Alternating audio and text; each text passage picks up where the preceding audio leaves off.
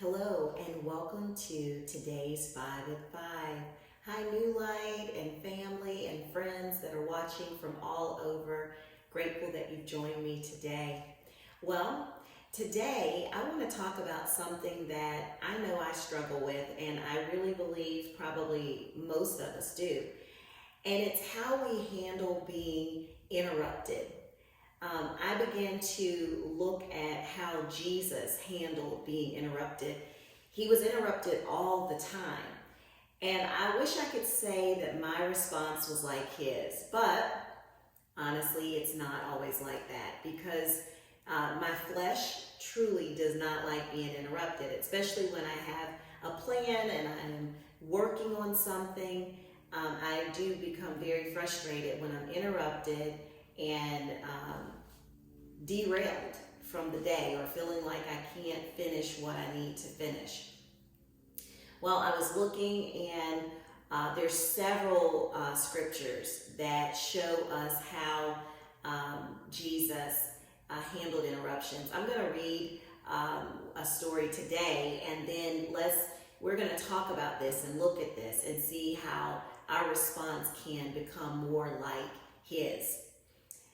In Matthew 8, 5 and 13, it says this: Now when Jesus had entered Capernaum, a centurion came to him, pleading with him, saying, Lord, my servant is lying at home, paralyzed, dreadfully tormented.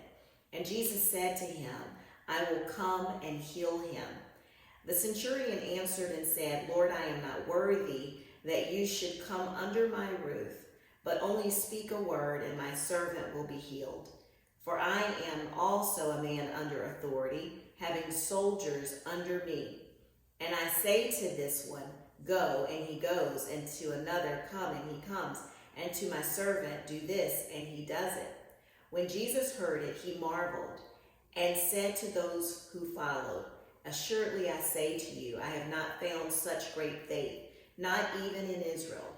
And I say to you, that many will come from east and west and sit down with Abraham, Isaac, and Jacob in the kingdom of heaven. But the sons of the kingdom will be cast out into outer darkness. There will be weeping and gnashing of teeth. Then Jesus said to the centurion, Go your way, and as you have believed, so let it be done for you. And his servant was healed that same hour. I love this. Jesus is on his way to a destination, and here comes this centurion who interrupts him with his need. There was a need that the centurion had. He had a servant that was sick. He was paralyzed, dreadfully tormented, and Jesus stopped. Not only did he stop, but he was willing to go to the man's house to heal this servant. He was on his way to a destination, but he was willing to take a detour to go and help someone. He was gracious in his response. He didn't say, look, I don't have time. I am on my way to do this or that. He stopped, and he was willing to take this detour. And so many times I become frustrated because I feel derailed. I feel frustrated because I'm being interrupted. And I begin to say, well, how was Jesus able to respond that way? And I do believe it's because of these two scriptures that I've come upon. One is in Matthew 20 and 28, and it says, just as the Son of Man did not come to be served, but to serve and to give his life as a ransom for many. That was what Jesus said, that he did not come to be served, but he came to serve. Wow, if I really lived that out, if I really woke up every morning focused on the fact that I did not come to be served, but to serve, how would my day be different when I'm interrupted? How would I respond when I am taken off task or sent in a different direction than the one that I was planning to go in. The other verse that stood out to me is in John 4:34, and it says, "My food is to do the will of him who sent me and to finish his work." You know, Jesus was focused. He was completely focused on the why, on the where, on the what, on the who. He was focused on all of that. And I think sometimes we get it twisted and we think it's all about us and all about our agenda and all about what we want to do.